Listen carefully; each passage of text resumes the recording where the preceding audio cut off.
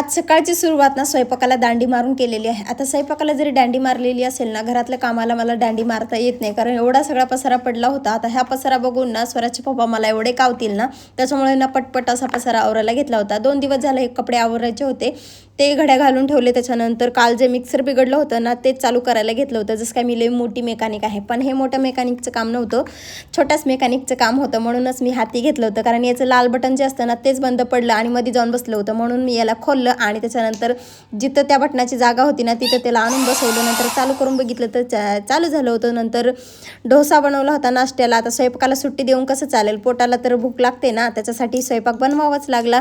नंतर मस्त वडापाव बनवले होते, ज्याची फुल रेसिपी ना आपल्या यूट्यूब चॅनलवरती लवकरच अपलोड होणार आहे, तिथे जाऊन तुम्ही बघू शकता. त्याच्यानंतर मी आणि सानूनी दोघींनी मिळून मस्त वडापाव खाल्ले होते.